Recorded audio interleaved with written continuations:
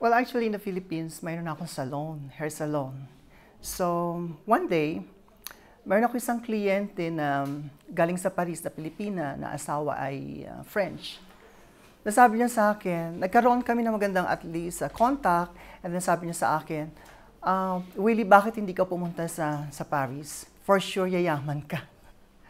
And since then, parang, anyway, I feel na yung word Paris is a magic. Kahit saan siguro magpunta, kahit saan dako ng daigdig, Paris is a magic. Since then, nagkaroon na ako talaga ng pangarap na pumunta sa Paris. Hindi na ako makatulog. Hanggang sa tinitingnan ko yung aking bank account, kung meron ako enough na pera, etc., etc. And then after that, noong ready na ako, at actually nag-loan ako sa bangko, kasi para panggastos ng family ko dahil ako ang inaasahan sa amin buong pamilya. And then after noong na siguro ko na enough na yung pondo ko at merong pera na iiwan ako sa family ko, so naglakas loob na akong pumunta sa agency. And then from agency, inoffer nila sa akin na mabibigyan nila ako ng visa. And then after, surprising na hindi ko ina-expect na wala palang visa papunta sa Germany. Hindi nila sinabi sa akin na pupunta muna ako ng Germany going to Paris. So, ganun na nangyari hanggang sa wala na akong choice. So, kinakailangan, kumbaga, show must go on. So, baka sakali na ako. And then from Frankfurt to Paris, hanggang sa may sumalo sa akin. Actually, 4 kami napunta dito. Then, hanggang sa dinistribute kami kung saan kami dapat pumunta, kung sino yung kukup-kup sa amin. Dahil sa pagkup-kup sa akin, so ako naman kasi taong independent ako, hindi ako dependent. Hindi ako po pwede na pasusunurin sa mga bagay na hindi ko gusto. That's one character na masasabi ko. Pagkatapos, ako rin mismo ang nagsikap na makahanap ng trabaho. Wala isa man doon sa mga dapat na inaasahan ko nung ako'y nasa Pilipinas pa, na sabi nila ikukuha ko ng trabaho, wala nakatulong sa akin. I found a job by my own. Hanggang sa one day, sabi ko parang nagre-regret ako nung unang pagpunta ko dito dahil maganda ang negosyo ko sa Pilipinas, ang parlor. Dinudumog ako ng kliyente ko. So, sabi ko parang mali yata ang ginawa ko sa buhay ko. But then, sabi ko nandito na ako,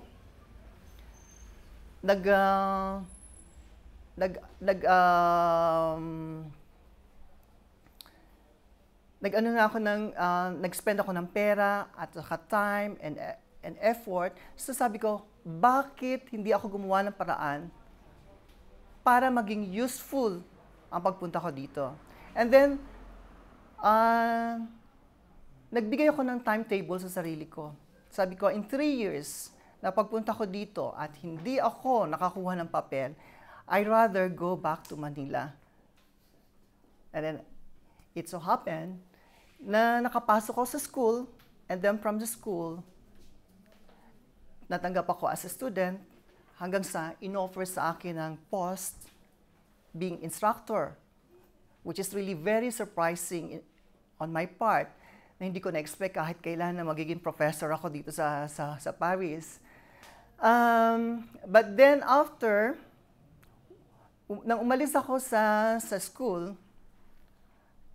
para makakuha ng ibang experiences sa mga hair salon dito sa Paris,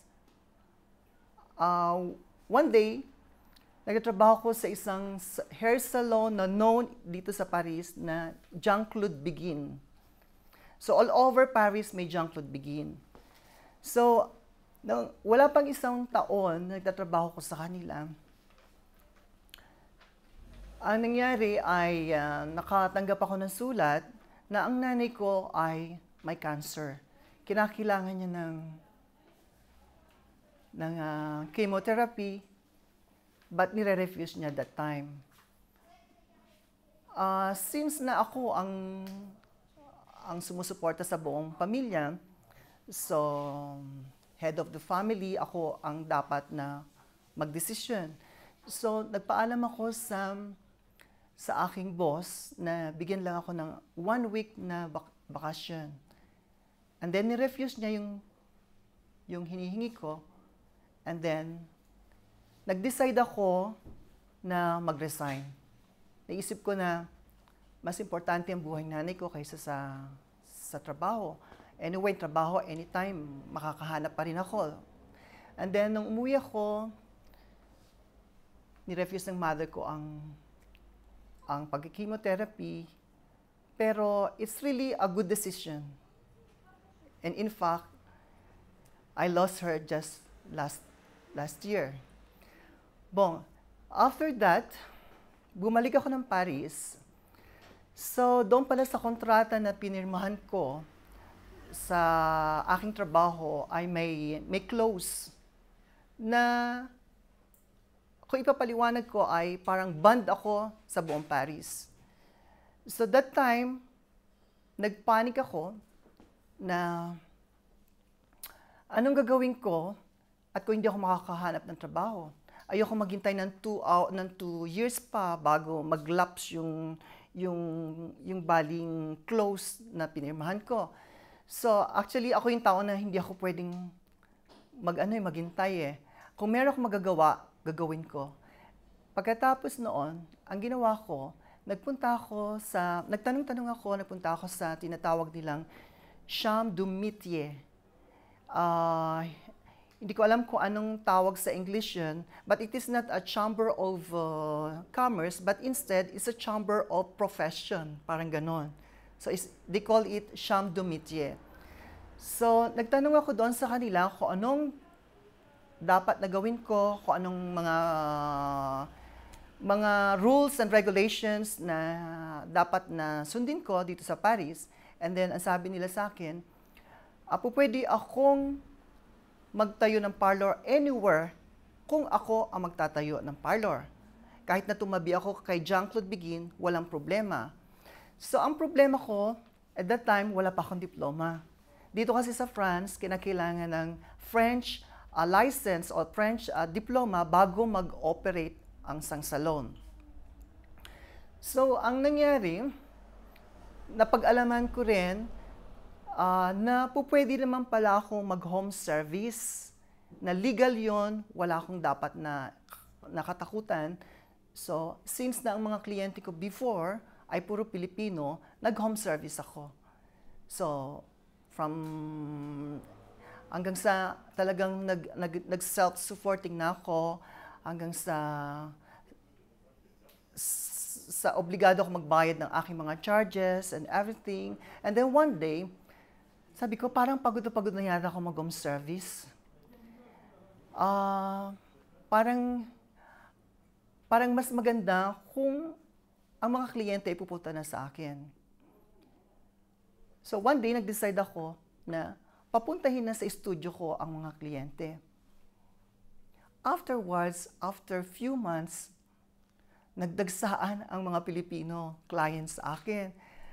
Hanggang sa one time, early in the morning, meron ako na-receive na call, isa sa mga kapitbahay ko, na ang sabi, wala akong karapatang mag-parlor sa bahay ko. Which is, after that, nagpanik ako. Sabi ko, anong gagawin ko? And then, it so happened na talagang naghanap ako ng pwesto. Nakakuha ko ng pwesto na maliit lang. Katabi lang ito, dyan lang sa number 4, this is number 6. At it is just only 19 square meters, imagine.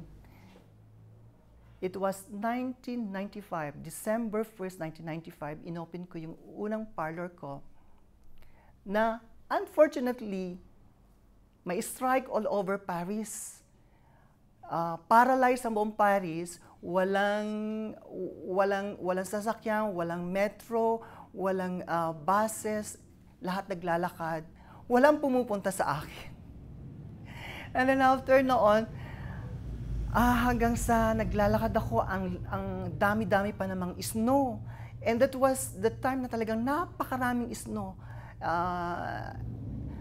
Pagkatapos sumasakit ang sikmura ko dahil siguro dahil sa nerbiyos, dahil yung perang na naipon ko ay talagang ibinuhos ko doon sa maliit na parlor. And then, pagkatapos noon, after 2 weeks, na-paralyze ang Paris.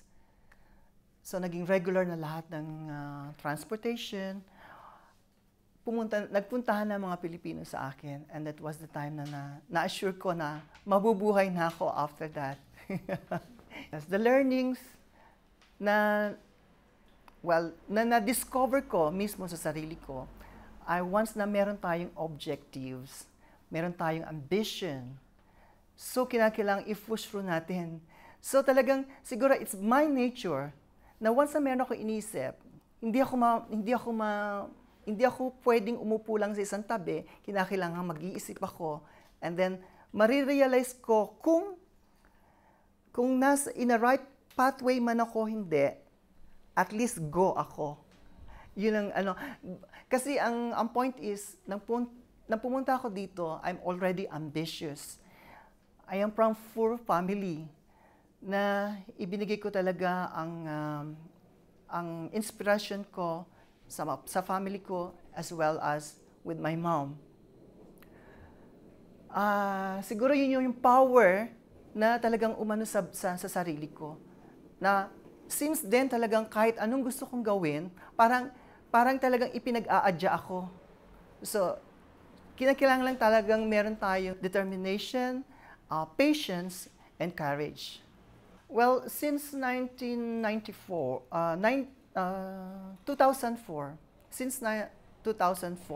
hindi na ako naging masyadong active sa mga Pilipino dahil I try my best to cope up to the French level regarding my prices of my services.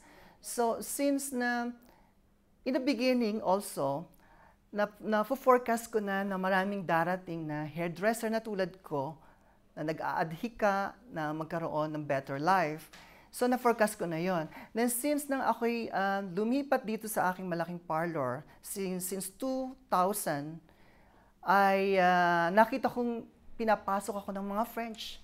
Then, sabi ko sa sarili ko, why not open my market to the French people? Dahil sila yung tiga rito, ang mga Pilipino, ilan-ilan lang naman, and then may pupunta pang mga Pilipino. Mag-home services, mas prefer ng mga Pilipino, at in a small prices. So since then, na-lessen ang mga Pilipino, parang na-wash out sa akin. But it's okay kasi naman nagkaroon nga ng ang nag-takes over ay ang mga French client. So hanggang sa nakikita ko yung exposure ko, lalo kong nakikita yung sarili ko na nade-develop ako, nagiging more professional ako in a way na I'm dealing with French people and other foreigners. Pero pag meron namang mga Filipino associations na tumatawag sa akin minsan, humingi sila ng mga advices. Well, andyan ako, especially yung mga gay community. So, nandyan ako, tinatawagan nila ako. Willing ako na talagang magbigay ng idea o tumulong para sa kanila. Well, actually, to know that our president is coming here, well, I'm proud being a Filipino. At saka, especially, I know that he has good intention na he is really fighting for the corruptions, which is really kailangan natin mga Pilipino, especially ng mga malilit na tao.